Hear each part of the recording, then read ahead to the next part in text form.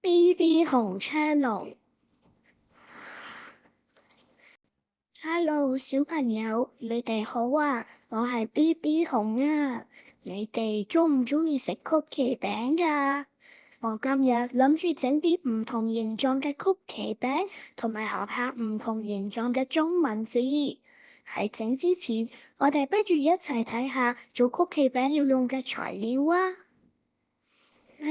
麵粉、牛奶、油、水、鹽、牛油、發酵粉、雞蛋同埋糖。好啦，我連廚師帽都戴好啦，我哋開始整啦。好嘢！首先，我哋將唔同嘅材料擺埋一齊，做成一個麵團。跟住將麵團搓啊搓，搓啊搓，做咩形狀好呢？不如整呢個形狀啦。小朋友，你知唔知呢個係咩形狀啊？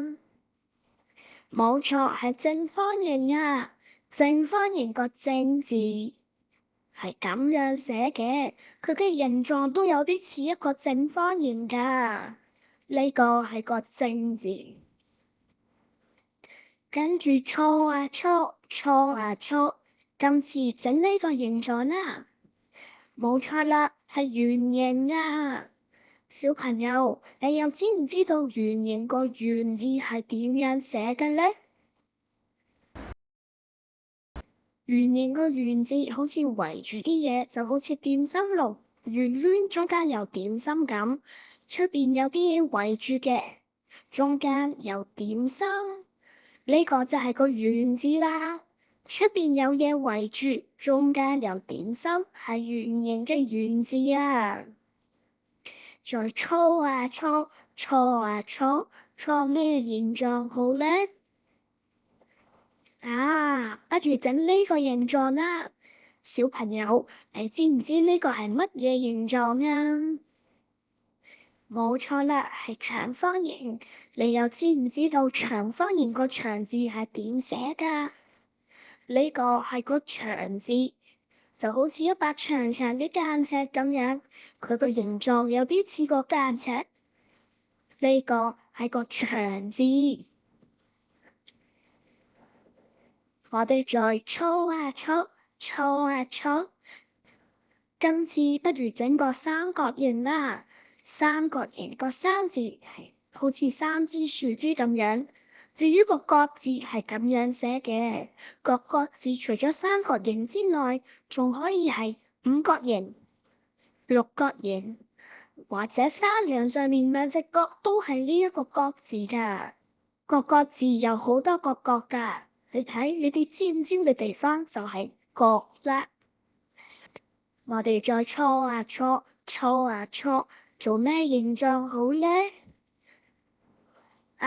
不如今次整個星星嘅形狀啊！星星個星字係點寫嘅呢？呢個就係個星字，就好似上面有個星星，下邊有小朋友好開心張開手睇星星咁。呢個係個星字。星。好啦，我哋可以將曲奇餅擺入焗爐啦。小朋友，你哋要記得喺冇大人陪同嘅情況之下，千祈唔好自己用焗爐，都唔好伸隻手去摸焗爐啊，因為焗爐好熱㗎。出爐啦，出爐啦！好香嘅曲奇餅啊！喺食之前，不如睇下你仲記唔記得我哋頭先學嘅字啊？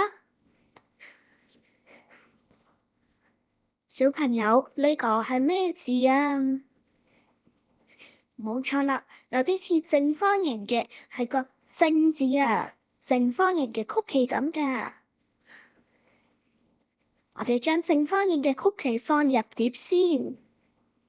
正，呢個又係乜嘢字呢？有啲似一把長間尺。係個長字啊！我哋將長方形嘅曲奇餅擺落隻碟度啦。呢個又係乜嘢字呢？記唔記得我哋話圓形嘅點心籠啊？出邊有個框，裏邊圍住啲點心。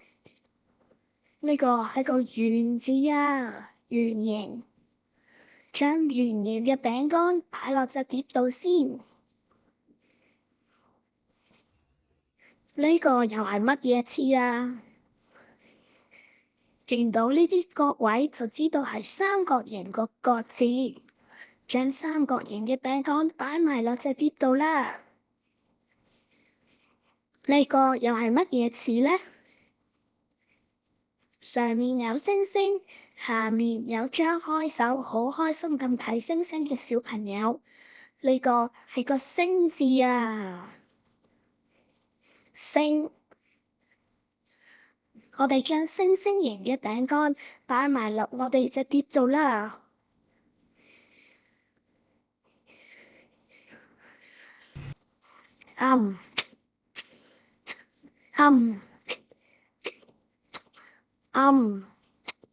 小朋友，你都攞一塊曲奇餅啊！